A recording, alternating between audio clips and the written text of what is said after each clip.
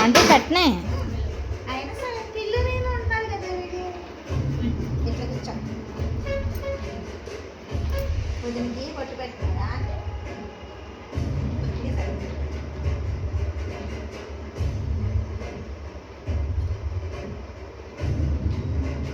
బాగుందా